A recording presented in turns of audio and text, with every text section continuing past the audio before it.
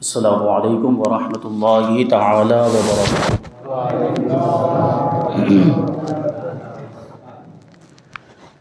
الحمد للہ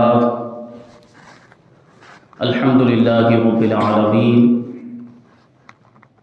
والعاقبۃ للمتقین والصلاۃ والسلام علی سید الانبیاء والمرسلین وعلى آلہ واصحابہ اجمعین اما بعد فاعوذ باللہ من الشیطان الرجیم بسم اللہ الرحمن الرحیم وَسَيُجَنَّبُهَا الْأَتْقَى الَّذِي يُؤْتِي مَالَهُ يَتَزَكَّى۔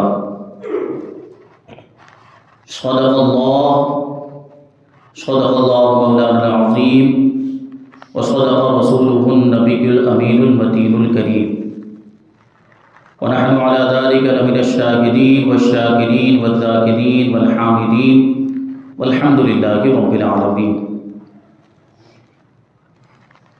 آئیے ہم اور آپ سب سے پہلے حضور سرور کائنات، فخر موجودات، باعث تخلیق کائنات، احمد مجتبی محمد مصطفیٰ صلی اللہ علیہ وسلم کی بارگاہ میں درود و سلام کا ہدیہ پیش کریں اور پڑھیں اللہم صلی علی سیدنا و مولانا محمد معدن الجود والکرم وآلہ الکرام وابنہ الکریم وبارک وسلم صلاۃ و سلاما علیک یا رسول اللہ صلی اللہ تعالی علیہ وسلم۔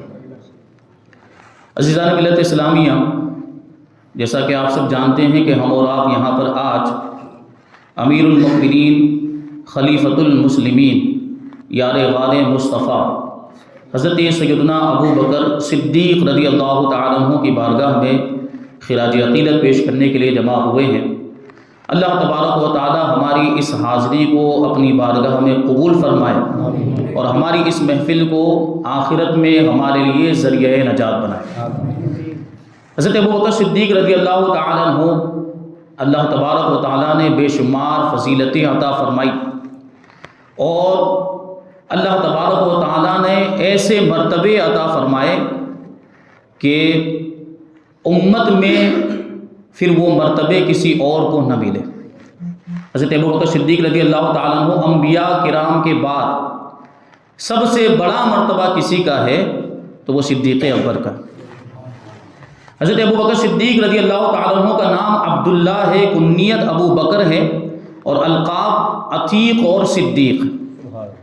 حضرت ابو بکر صدیق رضی اللہ تعالیٰ عنہ کا نام بعض روایتوں میں عبداللہ آیا ہے اور بعض روایتوں میں عبد الکعبہ بھی آیا، اور بعض روایتوں میں یہ بھی آیا کہ پہلے آپ کا نام عبد الکعبہ تھا اور حضور پاک صلی اللہ علیہ وسلم نے اس نام کو بدل کے عبداللہ رکھ دیا۔ آپ کی کنیت ابو بکر ہے اور بکر یہ جو اس کا مطلب ہوتا ہے عربی زبان کے اعتبار سے اونٹ کو بکر کہا جاتا ہے، تو جس کے پاس بہت زیادہ اونٹ ہو یا جو ایسے قبیلے سے تعلق رکھتا ہو جو بہت زیادہ اونٹ والا ہو یا جو قبیلہ بہت زیادہ مالدار ہو اور وہ قبیلے والے اونٹوں کے معاملات میں بہت اچھی مہارت رکھتے ہوں، اونٹوں کی دیکھ بھال وغیرہ اچھی طرح کرنا جانتے ہوں، تو ایسے قبیلے سے تعلق رکھنے والے کو ابو بکر کہا جاتا ہے، کیونکہ حضرت ابو بکر صدیق رضی اللہ تعالیٰ عنہ کا بھی تعلق جس قبیلے سے تھا وہ بڑا مالدار قبیلہ تھا اور اس میں اونٹ بہت زیادہ پائے جاتے تھے۔ ایک وجہ ابو بکر کہنے کی یہ بھی ہے، اور ایک وجہ بعض روایتوں کے اندر یہ بیان کی گئی کہ ابو کا معنی عربی میں ہوتا ہے والا اور بکر کا معنی ہوتا ہے اولیت، یعنی پہلے نمبر پر ہونا، سب سے آگے ہونا، سب سے آگے ہونا۔ تو چونکہ حضرت ابو بکر صدیق رضی اللہ تعالیٰ عنہ اسلام لانے میں بھی سب سے پہلے، حضور پر اپنی جان قربان کرنے میں بھی سب سے پہلے، مال لٹانے میں بھی سب سے پہلے، ہجرت کرنے میں بھی سب سے پہلے، حضور کے بعد وفات پانے میں بھی سب سے پہلے، اور جب قیامت کے دن سب انسانوں کو اپنی قبروں سے اٹھایا جائے گا تو حضور کے بعد اگر کسی کو سب سے پہلے اٹھایا جائے گا تو ابو بکر صدیق ہوں گے، اسی وجہ سے حضرت ابو بکر کو ابو بکر کہا جاتا ہے۔ تو یہ ابو بکر کے بارے میں اب خاندان کیسا؟ حضرت ابو بکر صدیق رضی اللہ تعالیٰ عنہ کے بارے میں بیان کیا جاتا ہے کہ آپ عام الفیل کے 2.5 سال کے بعد مکہ مکرمہ کے اندر پیدا ہوئے۔ اور حضور پاک صلی اللہ علیہ وسلم عام الفیل ہی میں پیدا ہوئے. عام الفیل یعنی ہاتھیوں والا جو واقعہ پیش آیا تھا آپ جانتے ہوں گے. ابرہا نے جو حملہ کیا تھا خانہ کعبہ پر، پھر کس طریقے سے اللہ تبارک و تعالیٰ نے ابابیل کے ذریعے سے خانہ کعبہ کی حفاظت فرمائی. یہ جو واقعہ اس کے 2.5 سال کے بعد حضرت ابوبکر صدیق رضی اللہ تعالیٰ عنہ مکہ مکرمہ کے اندر پیدا ہوئے. اور حضرت ابوبکر صدیق رضی اللہ تعالیٰ عنہ کا شجرہ نسب یعنی خاندانی شجرہ یہ 7ویں پشت میں حضور پاک صلی اللہ علیہ وسلم کے خاندانی شجرے سے جا کر مل جاتا ہے. سبحان اللہ سبحان اللہ. حضرت ابوبکر کا تعلق بھی قبیلہ قریش ہی سے ہے جس قبیلے سے حضور کا تعلق. حضور پاک صلی اللہ علیہ وسلم کا شجرہ نسب جو معتبر کتابوں کے اندر جہاں تک متفق علیہ، جہاں تک علماء کرام کا اتفاق ہے، جہاں تک لکھا ہوا ہے، اس کے بعد تو اختلاف ہے آگے حضرت مالک تک حضور پاک صلی اللہ علیہ وسلم کا شجرہ نسب یہ معتبر کتابوں کے اندر ملتا ہے. اور اس کے بعد کا جو شجرہ نسب ہے اس میں اختلاف پایا جاتا ہے. اس لیے حضرت مالک تک حضور پاک صلی اللہ علیہ وسلم کا شجرہ نسب میں آپ کو سنانے کی سعادت حاصل کروں گا. حضرت محمد مصطفیٰ صلی اللہ علیہ وسلم یہ صاحبزادے ہیں حضرت عبداللہ کے، وہ صاحبزادے ہیں حضرت عبد المطلب کے، وہ صاحبزادے ہیں حضرت ہاشم کے، وہ صاحبزادے ہیں حضرت عبد مناف کے، اور وہ صاحبزادے ہیں حضرت قصی کے، وہ صاحبزادے ہیں حضرت کلاب کے، وہ صاحبزادے ہیں حضرت مرہ کے، وہ صاحبزادے ہیں حضرت کعب کے، وہ صاحبزادے ہیں حضرت سیدنا غالب کے، وہ صاحبزادے ہیں حضرت سیدنا فہر کے، اور وہ صاحبزادے ہیں حضرت سیدنا مالک رضی اللہ تعالی عنہم کے. سبحان اللہ. اور یہ حضرت مالک وہ ہیں کہ 58ویں پشت میں ان کا شجرہ نسب حضرت ابراہیم خلیل اللہ علیہ السلام سے جا کر مل جاتا ہے. سبحان اللہ. تو حضرت ابوبکر صدیق رضی اللہ تعالیٰ عنہ کا شجرہ نسب بھی حضرت مرہ پہ جا کر، ابھی جو شجرہ آپ نے سماعت کیا حضور پاک کا اس میں ایک نام آیا حضرت مرہ کا، وہاں پر جا کر حضرت ابوبکر صدیق رضی اللہ تعالیٰ عنہ کا شجرہ نسب حضور کے شجرہ نسب سے جا کر مل جاتا ہے. حضرت ابوبکر صدیق رضی اللہ تعالیٰ عنہ کا شجرہ نسب ابو بکر عبداللہ ابن ابو قحافہ عثمان ابن عامر ابن عمرو ابن کعب ابن سعد ابن تیم، اور پھر وہ بیٹے ہیں حضرت مرہ رضی اللہ تعالیٰ عنہ کے، اور پھر اس کے بعد وہی سیم شجرہ نسب جو حضور پاک صلی اللہ علیہ وسلم کا شجرہ نسب. ایسا عظیم الشان خاندان ہے حضرت ابوبکر صدیق رضی اللہ تعالیٰ عنہ کا. تو رشتہ داری بھی تھی اور حضور پاک صلی اللہ علیہ وسلم سے دوستی اور یاری بھی تھی. زمانے جاہلیت سے حضور پاک صلی اللہ علیہ وسلم کے دوست تھے، بڑی محبت کرتے تھے، اور حضور پاک صلی اللہ علیہ وسلم کی ہر بات کو سچ مانتے تھے. حضور جو بھی ارشاد فرماتے حضرت ابوبکر صدیق رضی اللہ تعالیٰ عنہ اس کی تصدیق کیا کرتے تھے. یہی وجہ ہے کہ جب حضور پاک صلی اللہ علیہ وسلم نے حضرت ابوبکر کے سامنے اسلام کو پیش کیا تو سب سے پہلے ابوبکر نے ہی تصدیق کی اور کلمہ پڑھ کے مسلمان ہو گئے. سبحان اللہ. تو یہ حضرت ابوبکر صدیق رضی اللہ تعالیٰ عنہ کے اسلام لانے کا جو واقعہ ہے یہ بھی بڑا حیرت انگیز واقعہ. حضرت ربیعہ ابن کعب رضی اللہ تعالیٰ عنہ بیان کرتے ہیں کہ حضرت ابوبکر صدیق رضی اللہ تعالیٰ عنہ کے اسلام لانے کا جو واقعہ ہے یہ کسی آسمانی وحی کی طرح تھا. بیان کرتے ہیں کہ حضرت ابوبکر صدیق رضی اللہ تعالیٰ عنہ ایک مرتبہ تجارت کے سلسلے میں ملک شام تشریف لے گئے. وہاں پہ آپ نے ایک خواب دیکھا تو خواب کی تعبیر معلوم کرنے کے لیے بحیرہ راہب سے آپ جا کر ملے. یہ وہی بحیرہ راہب ہے جس کی ملاقات حضور صلی اللہ علیہ وسلم سے بھی ہوئی تھی. جب ابو طالب کے ساتھ حضور صلی اللہ علیہ وسلم تجارت کے سفر کے لیے ملک شام روانہ ہوئے تھے تو بحیرہ راہب نے حضور کی علامتوں سے آپ کو پہچانا تھا کہ یہی نبی آخر الزمان ہے. تو یہی بحیرہ راہب اس کی ملاقات حضرت ابوبکر صدیق رضی اللہ تعالیٰ عنہ سے بھی ہوئی. حضرت ابوبکر صدیق رضی اللہ تعالیٰ عنہ نے اپنا خواب بیان کیا. بحیرہ راہب سننے کے بعد کہتا ہے کہ تم کہاں سے آئے ہو؟ تو حضرت ابوبکر صدیق رضی اللہ تعالیٰ عنہ عرض کرتے ہیں، ارشاد فرماتے ہیں کہ مکہ سے آئے. پھر وہ پوچھتا ہے کہ کون سے قبیلے سے تعلق ہے؟ تو حضرت ابوبکر ارشاد فرماتے ہیں قبیلہ قریش سے میرا تعلق ہے. اور کیا کام کرتے ہو؟ تو حضرت ابوبکر ارشاد فرماتے ہیں کہ تجارت کا کام کرتا ہوں، میں تاجر ہوں اور اپنا سامان بیچنے کے لیے یہاں پر آیا. اتنا سننے کے بعد وہ بحیرہ راہب کہتا ہے کہ اگر اللہ تبارک و تعالیٰ نے تمہارا یہ خواب سچا فرما دیا تو ان قریب تمہاری قوم میں ایک نبی آخر الزمان مبعوث ہوں گے اور ان کی حیات ظاہری میں تم ان کے وزیر ہوں گے اور ان کے ظاہری انتقال کے بعد تم ان کے جانشین بنو گے. سبحان اللہ. سبحان اللہ. یہ بحیرہ راہب نے پہلے ہی بتا دیا تھا. اب حضرت ابوبکر صدیق رضی اللہ تعالیٰ عنہ نے اس واقعے کو پوشیدہ رکھا، کسی کو بتایا نہیں کسی کو یہ واقعہ نہیں سنایا، اپنے خواب کے بارے میں کسی کو نہیں بتایا۔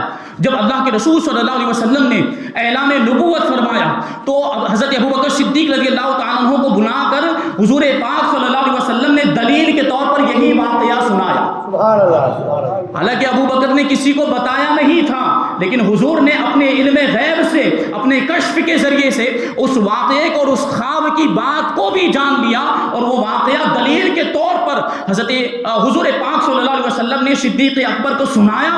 صدیق اکبر نے سن کر فوراً گواہی دی کہ میں گواہی دیتا ہوں کہ اللہ کے سوا کوئی معبود نہیں، آپ اللہ کے سچے رسول ہیں۔ حضرت ابوبکر کہتے ہیں کہ میرے ایمان لانے کی وجہ سے حضور پاک صلی اللہ علیہ وسلم کو بے انتہا خوشی ہوئی، اور حضور پاک صلی اللہ علیہ وسلم کو کسی دوسرے کے ایمان لانے پر اتنی خوشی نہیں ہوئی ہوگی جتنی میرے ایمان لانے پر خوشی ہوئی۔ سبحان اللہ، سبحان اللہ۔ یہ حضرت ابوبکر صدیق رضی اللہ تعالیٰ عنہ۔ ایک اور روایت میں حیرت انگیز واقعہ بیان کیا گیا۔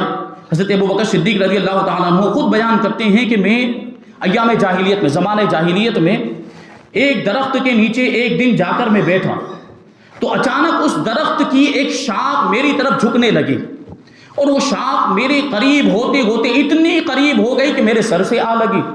تو مجھے بڑا تعجب ہوا کہ یہ میرے ساتھ کیا ہو رہا ہے کہ یہ درخت کی شاخ میرے اوپر جھک رہی ہے اور میرے سر سے اتنی قریب ہو گئی۔ پھر اچانک اس درخت میں سے ایک آواز آئی، کوئی پکارنے والا پکار کر کے رہا ہے کہ اے ابو بکر، فلاں وقت میں ایک نبی جو آخر الزمان ہے، جو خاتم النبیین ہے، وہ تمہاری قوم میں نمودار ہوں گے، تو تم جلدی کرو ان پر ایمان لا کر اور ان کے دوست بن کر یہ سعادت تم حاصل کر لو۔ حضرت ابوبکر صدیق رضی اللہ تعالیٰ عنہ کہتے ہیں کہ میں نے جو درخت کے اندر سے آواز آ رہی تھی اس کو کہا کہ واضح طور پر بیان کرو، وضاحت کے ساتھ بیان کرو کہ وہ نبی کون ہوں گے، ان کی اور کچھ علامتیں بیان کرو۔ تو درخت میں سے جو آواز آ رہی تھی اس نے جواب دیا کہ ان کا نام محمد ابن عبداللہ ابن عبد المطلب ہوگا، وہ تمہارے درمیان تشریف فرما۔ تو حضرت ابوبکر صدیق کہتے ہیں وہ تو میرے دوست اور میرے حبیب ہیں، وہ تو میرے یار ہیں، میں تو ان کو اچھی طرح جانتا ہوں۔ اب حضرت ابوبکر صدیق رضی اللہ تعالیٰ عنہ درخت سے کہتے ہیں کہ جب وہ اعلان نبوت فرمائیں،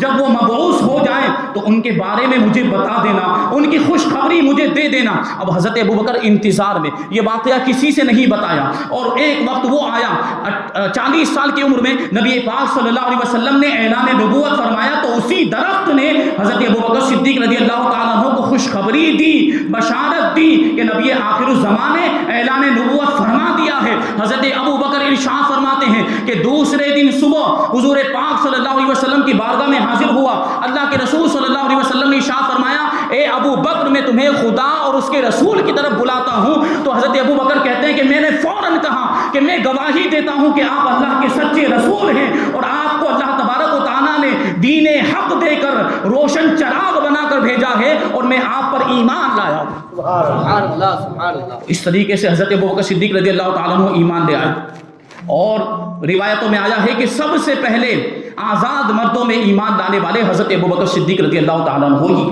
بعض روایتوں میں ملتا ہے کہ سب سے پہلے حضرت مولا کائنات علی مرتضیٰ رضی اللہ تعالیٰ عنہ ایمان لائے۔ بعض روایتوں میں ملتا ہے کہ ام المؤمنین حضرت خدیجہ الکبریٰ رضی اللہ تعالی عنہا یہ سب سے پہلے ایمان لائیں۔ بعض روایتوں میں حضرت زید ابن حارثہ کا نام ملتا ہے، لیکن ہمارے امام اعظم ابو حنیفہ رضی اللہ تعالیٰ عنہ نے ان ساری روایتوں کے اندر اس طور پر تطبیق دی ہے کہ آزاد مردوں میں سب سے پہلے حضرت صدیق اکبر ایمان لائے، اور عورتوں میں ام المؤمنین حضرت خدیجہ الکبریٰ ایمان لائی ہیں، بچوں میں مولا کائنات علی مرتضیٰ رضی اللہ تعالیٰ عنہ ایمان لائے، اور غلاموں میں حضرت زید ابن حارثہ رضی اللہ تعالیٰ عنہ ایمان لائے۔ سبحان اللہ۔ تو یہ ترتیب ہے، اور حضرت ابوبکر صدیق رضی اللہ تعالیٰ عنہ انبیاء کرام کے بعد سب سے زیادہ فضیلت رکھتے ہیں، اور یہ اہل سنت و جماعت کا متفقہ مسئلہ ہے، اس پر اہل سنت و جماعت کا اجماع ہے۔ حضرت ابن عساکر رضی اللہ تعالیٰ عنہ حضرت عبداللہ ابن عمر رضی اللہ تعالیٰ عنہ سے روایت کرتے ہیں کہ آپ نے ارشاد فرمایا کہ ہم حضرت ابو بکر اور عمر اور عثمان کو تمام لوگوں پر فضیلت دیتے تھے، یعنی تمام لوگوں سے زیادہ ان کو افضل مانتے تھے، اس حال میں کہ نبی کریم صلی اللہ علیہ وسلم ہمارے درمیان تشریف فرما تھے۔ اور امام احمد ابن حنبل رضی اللہ تعالیٰ عنہ حضرت مولا کائنات علی مرتضیٰ رضی اللہ تعالیٰ عنہ سے روایت کرتے ہیں کہ آپ نے ارشاد فرمایا کہ اس امت میں نبی کے بعد اگر سب سے بڑا مرتبہ کسی کا ہے تو وہ ابو بکر اور عمر کا ہے۔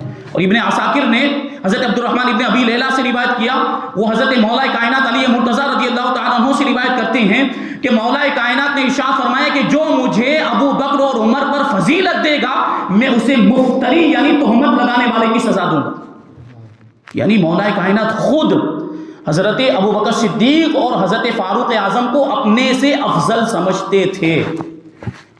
سوانح کربلا کے اندر صدر الافاضل حضرت علامہ نعیم الدین مراد آبادی رحمۃ اللہ تعالی علیہ فرماتے ہیں کہ اہل سنت کا اس بات پر اجماع ہے کہ انبیاء کے بعد تمام عالم سے افضل حضرت ابو بکر ہے، ان کے بعد حضرت عمر، ان کے بعد حضرت عثمان، ان کے بعد حضرت علی، ان کے بعد باقی عشرہ مبشرہ، ان کے بعد وہ صحابہ کرام جو جنگ بدر میں شریک ہوئے تھے، ان کے بعد وہ صحابہ کرام جو جنگ احد میں شریک ہوئے تھے، اور ان کے بعد وہ صحابہ کرام جو بیعت رضوان میں شریک ہوئے تھے، یعنی صلح حدیبیہ کے موقع پر جو درخت کے نیچے رسول پاک صلی اللہ علیہ وسلم نے صحابہ کرام سے جو بیعت لی تھی اس میں جو صحابہ کرام شریک ہوئے تھے، پھر ان کے بعد باقی صحابہ کرام کا مرتبہ ہے۔ یہ اہل سنت و جماعت کا مذہب اور یہی اہل سنت و جماعت کا اسی پر اتفاق اور اسی پر اجماع ہے۔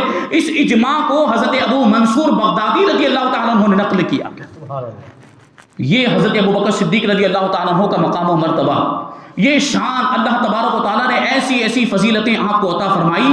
اور حضرت ابو بکر صدیق رضی اللہ تعالیٰ عنہ کی ایک شان یہ ہے کہ آپ نے کبھی بھی شرک نہیں کیا۔ زمانے جاہلیت میں بھی حضرت ابو بکر صدیق رضی اللہ تعالیٰ عنہ نے کبھی بھی بتوں کی پوجا نہیں کی، بتوں کے سامنے آپ نے کبھی بھی سجدہ نہیں کیا۔ بچپن کا ایک واقعہ اعلیٰ حضرت رضی اللہ تعالیٰ عنہ نے اپنے ملفوظات کے اندر بیان کیا کہ ایک مرتبہ آپ کے والد ماجد آپ کو بت خانے میں لے کر گئے، مندر کے اندر جہاں مورتیاں رکھی ہوئی تھی، جہاں بت رکھے ہوئے تھے، ان کے سامنے لے جا کر آپ کے والد ماجد ارشاد فرماتے ہیں کہ یہ تمہارے معبود ہیں، بلند و بالا خدا ہیں، تم ان کو سجدہ کرو۔ حضرت ابو بکر صدیق رضی اللہ تعالیٰ عنہ ان میں سے ایک بت کے قریب گئے اور قریب جانے کے بعد اس بت کو مخاطب کر کے ارشاد فرماتے ہیں کہ میں بھوکا ہوں، اگر تو معبود ہے، اگر تو خدا ہے تو مجھے کھانا کھلا دے، میں ننگا ہوں، اگر تو خدا ہے تو مجھے کپڑا پہنا دے، میں تجھے ایک پتھر اٹھا کر مارتا ہوں، اگر تو خدا ہے تو اپنے آپ کو بچا کر دکھا۔ اتنا کہنے کے بعد حضرت ابو بکر صدیق رضی اللہ تعالیٰ عنہ نے ایک پتھر اٹھایا اور اس بت کو مار دیا۔ وہ پتھر لگتے ہی وہ اوندھے منہ وہ بت زمین پر گر گیا۔ اور حضرت ابو بکر صدیق رضی اللہ تعالیٰ عنہ کو اللہ تبارک و تعالیٰ نے جو طاقت و قوت عطا فرمائی تھی، توحید کی جو قوت عطا فرمائی تھی، اس کی وہ تاب نہ لا سکا۔ آپ کے والد ماجد نے جب یہ معاملہ دیکھا، یہ منظر دیکھا تو غصے میں آ گئے اور حضرت ابو بکر کو ایک تھپڑ مار دیا اور وہاں سے ہاتھ پکڑ کے آپ کو لے کر آپ کی والدہ کے پاس آئے اور پورا واقعہ بیان کیا کہ آج ابو بکر نے ایسا ایسا کیا، ہمارے معبودوں کے ساتھ ایسا برا سلوک کیا، اپنے خداؤں کے بار کی جو ہے کہ اس طرح گستاخی کی، پتھر اٹھا کر مار دیا۔ تو آپ کی والدہ ماجدہ ارشاد فرماتی ہیں کہ اس بچے کو کچھ مت کہو، اس بچے کو اس کے حال پر چھوڑ دو، یہ کوئی معمولی بچہ نہیں ہے۔ جب یہ بچہ پیدا ہوا تھا تو غیب سے آواز آئی تھی، یا امت اللہ علی التحقیق ابشری بالولد العتیق اسمہ فی السماء الصدیق لمحمد صاحب و رفیق، کہ اے اللہ کی سچی بندی تجھے خوشخبری ہو، تجھے بشارت ہو ایسے بچے کی جو عتیق ہے، یعنی جو جہنم سے آزاد کر دیا گیا ہے اور جس کا نام آسمانوں میں صدیق ہے، اور وہ محمد صلی اللہ علیہ وسلم کا ساتھی اور ان کا رفیق ہے۔ حضرت ابو بکر صدیق رضی اللہ تعالیٰ عنہ نے جب یہ بات حضور کی مجلس میں بیان کی، حضور کی موجودگی میں بیان کی، تو حضرت جبریل امین علیہ السلام سدرا سے نازل ہوئے اور آنے کے بعد کہتے ہیں کہ صدق ابو بکر وہو صدیق، کہ ابو بکر نے سچ کہا اور وہی صدیق ہے۔ آسمانوں میں صدیق کے نام سے مشہور صدیق وہ ہوتا ہے جو بہت زیادہ سچ بولنے والا ہوتا ہے اور سچوں کی تصدیق کرنے والا ہوتا ہے۔ حضرت ابو بکر صدیق رضی اللہ تعالیٰ عنہ ہمیشہ سچ بولا کرتے تھے اور حضور پاک صلی اللہ علیہ وسلم کی ہر معاملے میں تصدیق کیا کرتے تھے۔ ایمان بھی لے کر آئے، حضور کی تصدیق کی۔ معراج کا واقعہ ایسا عجیب و غریب واقعہ، عقل میں آنے والا واقعہ نہیں تھا، لیکن اس کی بھی تصدیق حضرت ابو بکر صدیق رضی اللہ تعالیٰ عنہ نے کی۔ جو کفار و مشرکین حضرت ابو بکر کے پاس آئے، جب حضور نے معراج سے واپس آنے کے بعد معراج کا واقعہ کفار کے سامنے بیان کیا کہ میں رات کے مختصر سے حصے میں مسجد حرام سے مسجد اقصی تک گیا، مجھے لے جایا گیا تھا، مجھے سیر کرائی گئی، تو ان کو جو کفار تھے ان کو بڑا تعجب ہوا، انہوں نے تو انکار کر دیا کہ ایسا کیسے ہو سکتا ہے کہ ایک رات کے کے اندر اتنا لمبا فاصلہ کوئی طے کر لے یہ تو ناممکن بات ہے. تو کفار و مشرکین حضرت ابوبکر صدیق کے پاس آئے اور آنے کے بعد کہنے لگے کہ دیکھو تمہارے ساتھی اور تمہارے جو دوست ہیں محمد صلی اللہ علیہ وسلم وہ ایسا واقعہ بیان کر رہے ہیں کہ ان کو معراج کرائی گئی ہے اور ان کو مسجد حرام سے مسجد اقصی تک لے جایا گیا رات کے مختصر سے حصے کے اندر. تو جانتے ہیں حضرت ابوبکر صدیق نے کیا جواب دیا؟ حضرت ابوبکر صدیق ارشاد فرماتے ہیں کہ اگر میرے آقا نے ارشاد فرمایا ہے تو یقیناً سچ ارشاد فرمایا ہے, میں اس کی تصدیق کرتا ہوں. اور یہ تو کوئی بات نہیں, اس سے بھی بعید واقعات اور عقل میں نہ آنے والے واقعات ایسی چیزوں کی بھی اگر میرے آقا خبر دے تو میں اس کی تصدیق کیا کرتا ہوں اور اس کو سچ مان لیا کرتا ہوں. سبحان اللہ. یہ حضرت ابوبکر صدیق رضی اللہ تعالیٰ یہ مقام و مرتبہ اور یہ شان اللہ تبارک و تعالیٰ نے آپ کو عطا فرمائی تھی.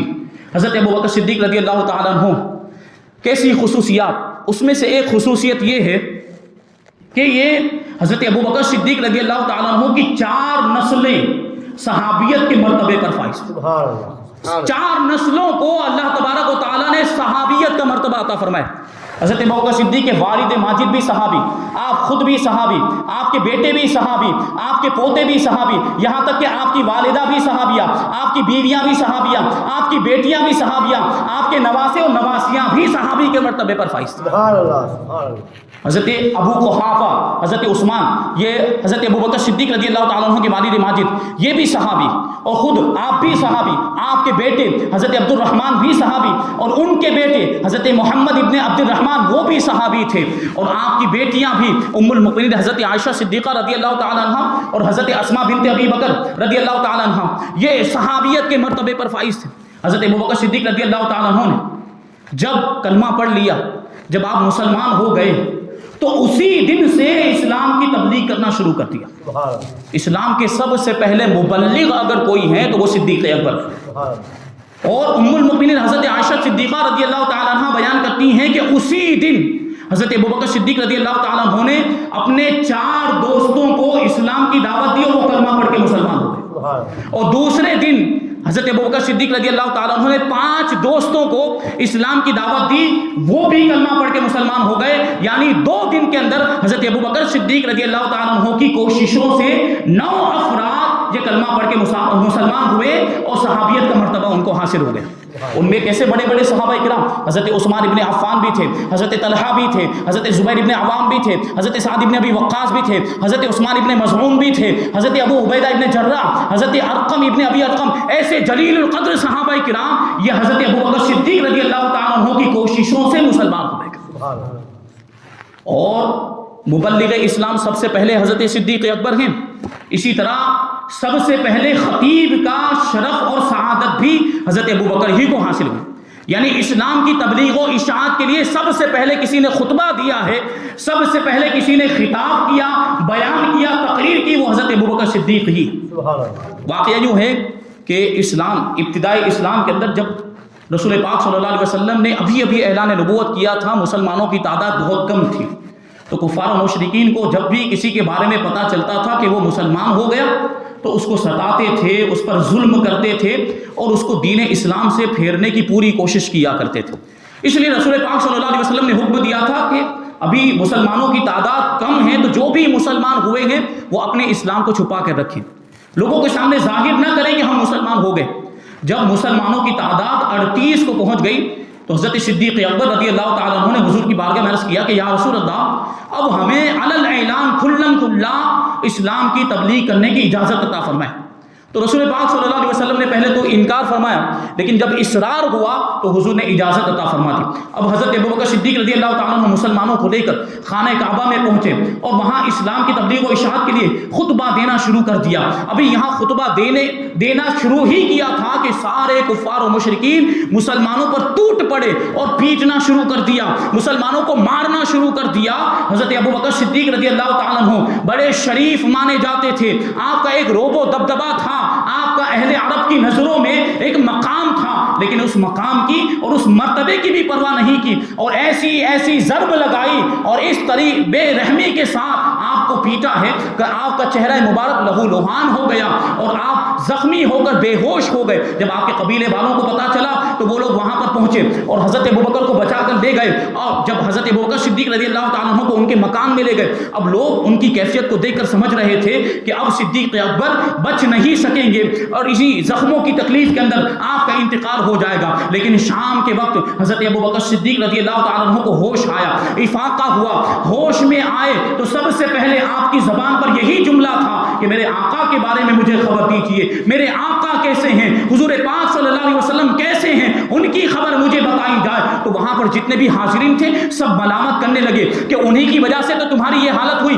ان کا ساتھ دینے کی وجہ سے تو آج تم اس تکلیف میں مبتلا ہو، اور ایسی تکلیف میں مبتلا ہونے کے باوجود انہی کا نام لے رہے ہو اور انہی کو یاد کر رہے ہو۔ آپ کی والدہ ماجدہ حضرت ام الخیر رضی اللہ تعالیٰ عنہ کھانا لے کر آئی، لیکن حضرت ابوبکر صدیق کی زبان پر ایک ہی صدا تھی کہ میرے آقا کے بارے میں مجھے بتائیں، حضور کی خبر دیں، حضور کا حال کیسا ہے، حضور کی طبیعت کیسی ہے۔ آپ کی والدہ ماجدہ حضرت ام الخیر رضی اللہ تعالیٰ عنہ نے لا علمی کا اظہار کیا کہ مجھے نہیں معلوم۔ تو حضرت ابوبکر صدیق رضی اللہ تعالیٰ عنہ نے کہا کہ ام جمیل سے جا کر پوچھیں۔ حضرت ام جمیل رضی اللہ تعالیٰ عنہ یہ حضرت فاروق اعظم رضی اللہ تعالیٰ عنہ کی بہن ہے، یہ اسلام لا چکی تھی لیکن وہی حالات کی وجہ سے اپنے اسلام کو چھپائے ہوئی تھی۔ حضرت ام الخیر رضی اللہ تعالیٰ عنہ اپنے بیٹے کی یہ کیفیت دیکھ کر بے چین اور بے قرار ہو گئی، ام جمیل کے پاس گئی اور جانے کے بعد پوچھتی ہیں کہ محمد صلی اللہ علیہ وسلم کا حال کیا ہے، ان کی خبر مجھے دو۔ تو ام جمیل رضی اللہ تعالیٰ عنہ کیونکہ جانتی تھی ام الخیر ابھی تک مسلمان نہیں ہوئی تھی، تو ان کے سامنے انجان بنتے ہوئے ام جمیل کہتی ہیں کہ کون محمد مجھے نہیں معلوم اور کون ابو بکر میں نہیں جانتی ان کو، ہاں آپ کے بیٹے کے بارے میں پوچھا، بیٹے کے بارے میں مجھے معلوم ہوا تو مجھے بڑی تکلیف ہوئی، بڑا رنج ہوا کہ انہیں اس طرح سے جو ہے کہ تکلیف پہنچائی گئی۔ اگر آپ کہیں تو ان کی حالت دریافت کر لوں، آ کر میں ان کے بارے میں معلوم کر لوں، ان کی عیادت کر لوں۔ حضرت ام الخیر حضرت ام جمیل کو لے کر حضرت ابوبکر صدیق رضی اللہ تعالیٰ عنہ کے پاس آئی۔ ام جمیل رضی اللہ تعالیٰ عنہ نے جیسے ہی حضرت ابوبکر صدیق رضی اللہ تعالیٰ عنہ کی کیفیت دیکھی کہ زخموں سے چور چور ہیں اور بالکل کمزور ہو گئے، ایسی تکلیف میں مبتلا ہیں، بے ساختہ ام جمیل کی آنکھوں سے آنسو جاری ہو گئے، رونا شروع کر دیا۔ اب حضرت ابوبکر صدیق رضی اللہ تعالیٰ عنہ حضرت ام جمیل سے پوچھتے ہیں میرے آقا کی خبر دیجئے، میرے آقا کے بارے میں بتائیں کہ میرے آقا کیسے ہیں، ان کی حالت کیا ہے اور ان کی جو ہے کہ طبیعت کیسی، ان کو کوئی تکلیف تو نہیں پہنچی۔ حضرت ام جمیل رضی اللہ تعالیٰ عنہ آپ کی والدہ ماجدہ ام الخیر کی طرف اشارہ کرتی ہیں کہ ان کی موجودگی میں کیسے بتا سکتی ہوں، یہ مسلمان نہیں ہوئی ہیں، ان کے سامنے میں اپنے اسلام کا اظہار کیسے کر سکتی ہوں۔ حضرت ابوبکر صدیق نے کہا ان کی فکر کرنے کی ضرورت نہیں، ان سے خوف نہ کریں اور ان سے نہ ڈریں اور بلا خوف بتائیں۔ تو ام جمیل کہتی ہیں کہ اللہ تبارک و تعالیٰ کا شکر ہے کہ حضور پاک صلی اللہ علیہ وسلم خیریت اور عافیت کے ساتھ حضرت ارقم کے گھر میں موجود ہیں اور بالکل صحیح سلامت ہیں۔ حضرت ابوبکر صدیق نے اتنا سننا تھا کہ ارشاد فرماتے ہیں کہ میں اس وقت تک کوئی بھی چیز نہ کھاؤں گا نہ پیوں گا جب تک کہ میں اپنے آقا کا دیدار نہیں کر لیتا، جب تک کہ حضور کی زیارت سے سعادت مند نہیں ہو جاتا۔ اب یہ جو شوق دیکھا، جب یہ جذبہ دیکھا تو آپ کی والدہ ماجدہ حضرت ام الخیر رضی اللہ تعالیٰ عنہ رات کے آخری حصے میں حضرت ابوبکر کو لے کر دار ارقم میں جہاں پر حضور پاک صلی اللہ علیہ وسلم تشریف فرما تھے وہاں لے کر پہنچی۔ جب حضرت ابوبکر صدیق رضی اللہ تعالیٰ عنہ نے اپنے حبیب کو دیکھا، محبوب پاک کو دیکھا،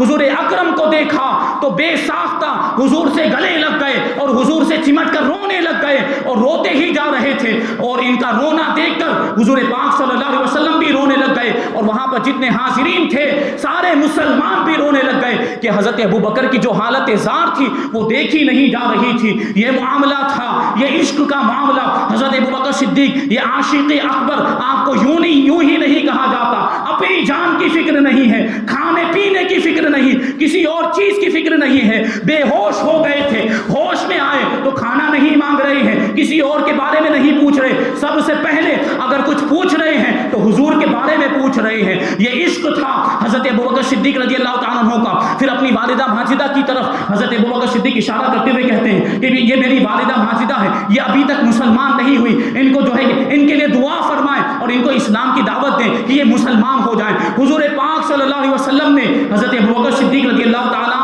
عنہ کی والدہ کو اسلام کی دعوت ان کے لیے جو ہے کہ ہدایت کی دعا کی اور اللہ تبارک و تعالیٰ نے آپ کی دعا کی برکت سے ان کو توفیق عطا فرمائی تو حضرت ابوبکر صدیق کی والدہ بھی کلمہ پڑھ کے مسلمان ہو گئے. سبحان اللہ. وہ یہ شان.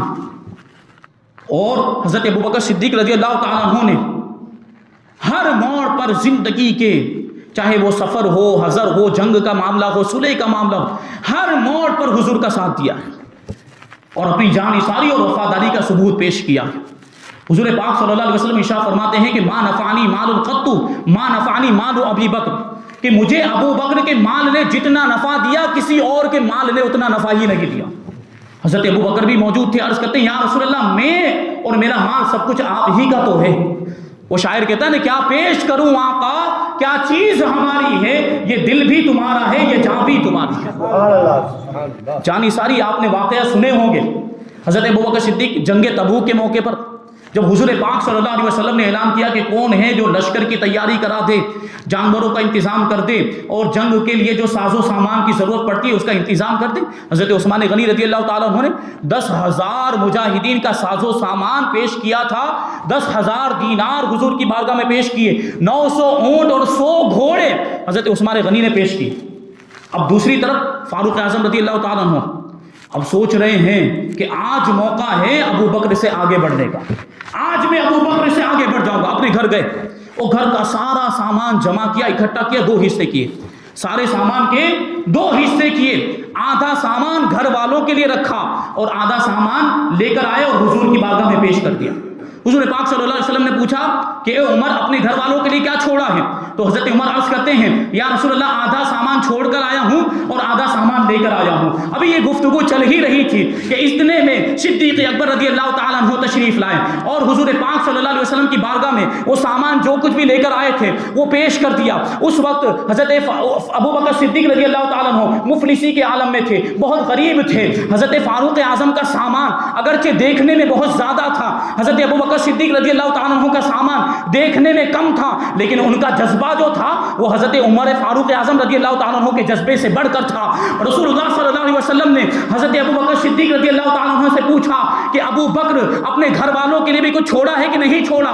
یہ سامان جو تم لے کر آئے ہو تو اپنے گھر میں کیا چھوڑ کر آئے؟ حضرت ابو بکر صدیق رضی اللہ تعالیٰ عنہ عرض کرتے ہیں یا رسول اللہ اپنے گھر میں اللہ اور اس کے رسول کو چھوڑ کر آیا ہوں. یعنی گھر کا سارا سامان لے کر آ گیا. اب فاروق اعظم رضی اللہ تعالیٰ عنہ نے جب یہ دیکھا تو کہنے لگے کہ میں کبھی بھی ابو بکر سے آگے بڑھ ہی نہیں سکتا. جب بھی میں کوشش کرتا ہوں, جب بھی میں یہ سوچتا ہوں کہ آج میں نیکیوں میں ابو بکر سے آگے بڑھ جاؤں گا اور ابو بکر میرے سے ایک قدم آگے بڑھ جاتے ہیں اور کچھ ایسا کر دیتے ہیں کہ وہ فضیلت ان کو مل جایا کرتی ہے. جب حضرت ابو بکر صدیق رضی اللہ تعالیٰ عنہ یہ سارا سامان لے کر حضور کی بارگاہ میں پہنچے تھے, مفلسی کا عالم یہ تھا, تنگ دستی اور غریبی کا عالم یہ تھا کہ ٹاٹ کا لباس پہنے ہوئے تھے اور اس میں بٹن بھی نہیں تھے, بٹن کی جگہ پر ببول کے کانٹے لگائے ہوئے تھے. یہ سادگی کا عالم اور یہ غریبی تھی, لیکن جذبہ ایثار قربانی کا جذبہ دیکھیں, اپنے پورے گھر کا سامان حضور کے قدموں میں پیش کر دیا تھا. اب حضرت ابوبکر صدیق رضی اللہ تعالیٰ عنہ کی یہ ادا اللہ تبارک و تعالیٰ کو اتنی پسند آئی کہ جبریل امین کو حضور کی بارگاہ میں بھیج دیا. اب حضور کی بارگاہ میں حضرت جبریل آئے, انسانی شکل میں آئے اور حضرت جبریل نے بھی وہی لباس پہنا ہوا تھا جو اس دن ابو بکر نے پہنا ہوا تھا. یعنی ٹاٹ کا لباس جس میں ببول کے کانٹے لگے ہوئے تھے بٹن کی جگہ پر.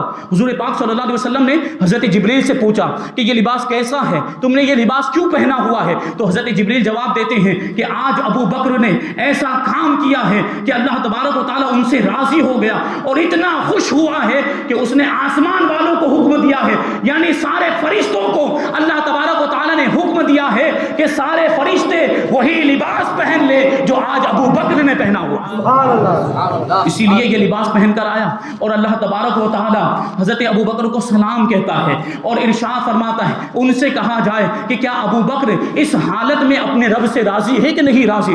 رسول پاک صلی اللہ علیہ وسلم نے ابو بکر سے حضرت جبریل کی گفتگو کو بیان کیا اور کہا کہ رب تبارک و تعالیٰ تمہیں سلام کہتا ہے اور ارشاد فرماتا ہے کہ تم اپنے رب سے راضی ہو کہ نہیں راضی؟ ابو بکر صدیق رضی اللہ تعالیٰ عنہ کی آنکھوں سے آنسو جاری ہو گئے اور آنسو بہاتے ہوئے روتے ہوئے رسول اللہ کی بارگاہ میں عرض کرتے ہیں یا رسول اللہ میری کیا حیثیت ہے کہ میں اپنے رب سے ناراض ہو جاؤں؟ میں تو اپنے رب سے راضی ہوں, میں تو اپنے رب سے راضی ہوں.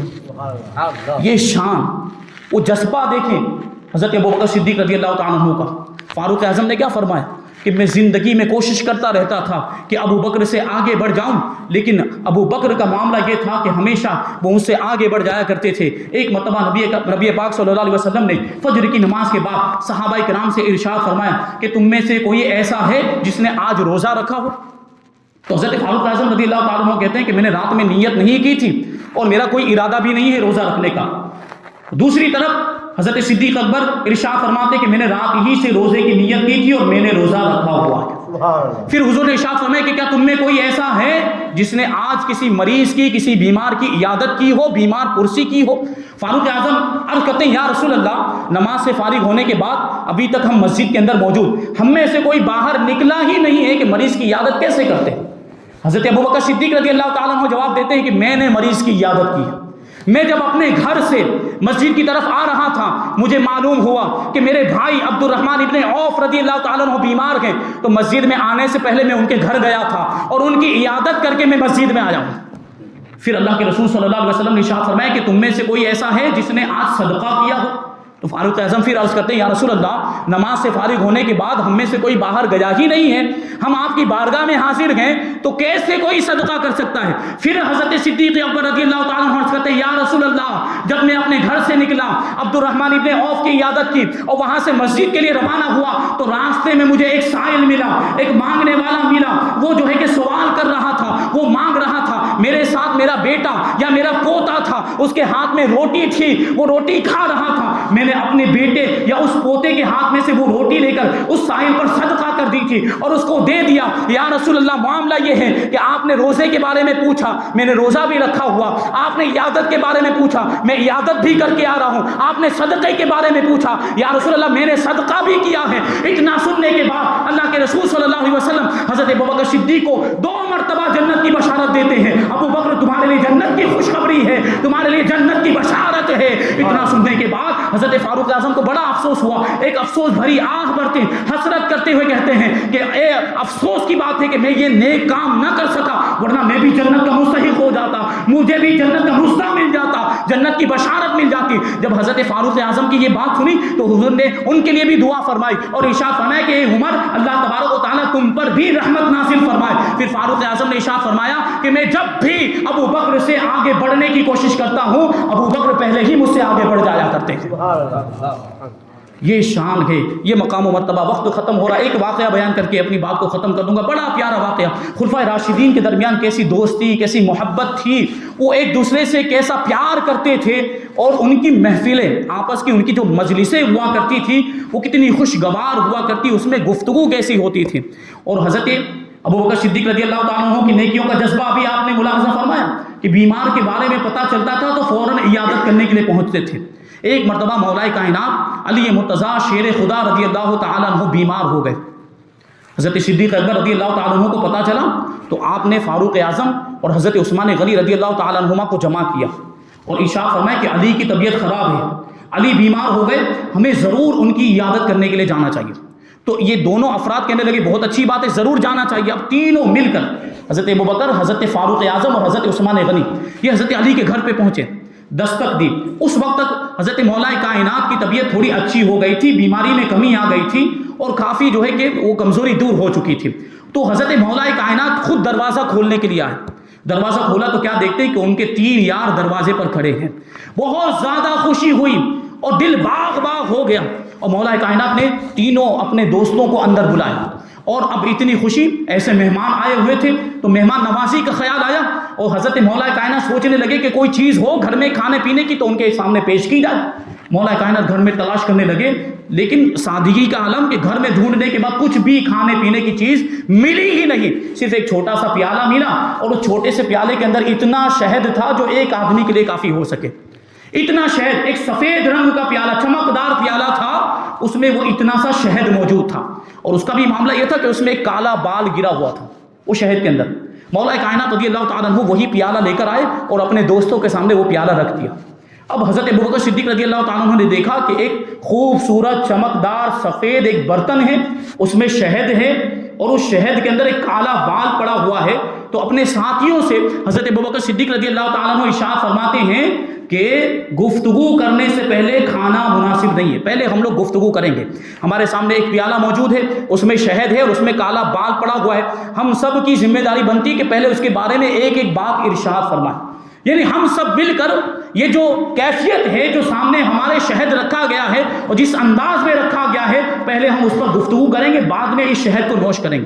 تو وہ سب جو آپ کے ساتھی تھے، حضرت عمر، حضرت عثمان غنی، سب راضی ہو گئے کہ بہت اچھا مشورہ دیا ہے، ٹھیک ہے بات کرتے ہیں، گفتگو کرتے ہیں، لیکن آپ ہم میں سب سے زیادہ عزت والے، ہم میں سب سے زیادہ کرامت والے ہمارے سردار ہیں، اس لیے شروعات آپ ہی کیجیے۔ تو حضرت ابوبکر صدیق رضی اللہ تعالیٰ عنہ وہ شہد کا پیالہ جس میں کالا یہ بال پڑا ہوا تھا، اس کے بارے میں ارشاد فرماتے ہیں الدین انور من التستی وذکر اللہ تعالی احلی من العسل والشریعۃ ادق من الشعر، کہ دین یعنی دین اسلام جو ہے یہ اس روشن اور چمکدار پیالے سے زیادہ روشن، اس روشن اور چمکدار پیالے سے زیادہ نور والا ہے اور روشن ہے، اور اللہ تبارک و تعالیٰ کا ذکر اس شہد سے زیادہ میٹھا اور شیریں ہے، اور شریعت بال سے زیادہ باریک ہے۔ اب حضرت ابوبکر صدیق کی باری ختم ہو گئی، اب حضرت فاروق اعظم کی باری آئی کہ اب ان کو کچھ ارشاد فرمانا ہے۔ تو حضرت فاروق اعظم رضی اللہ تعالیٰ عنہ ارشاد فرماتے ہیں الجنت انور من التست ونعیمها احلی من العسل والصراط ادق من الشعر۔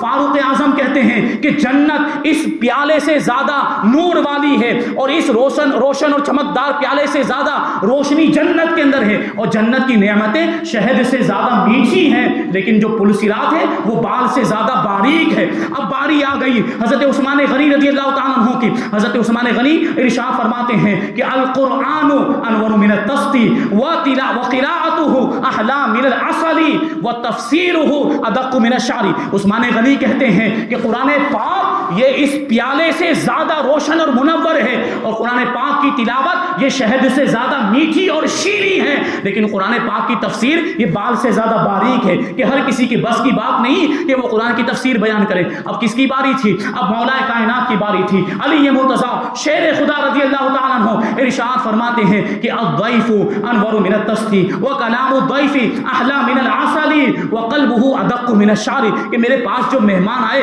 وہ کتنے معزز مہمان ہیں، کہ یہ مہمان جو ہیں ان کا چہرہ اور ان کی جو ہے خوبصورتی دیکھیں کہ ان کا نور اس پیالے سے زیادہ ہے، میرے جو مہمان ہیں وہ اس سے زیادہ نورانی ہیں، اس پیالے سے زیادہ روشن اور منور ہیں، اور میرے مہمان کا جو کلام ہے، میرے مہمانوں کی جو گفتگو ہے وہ شہد سے زیادہ میٹھی ہے، اور میرے مہمانوں کا جو دل ہے وہ بال سے زیادہ باریک ہے، یعنی بہت ہی نازک ہے، کہ ان دلوں کے اندر اللہ تبارک و تعالیٰ نے رحم اور مہربانی کا جذبہ عطا فرما دیا۔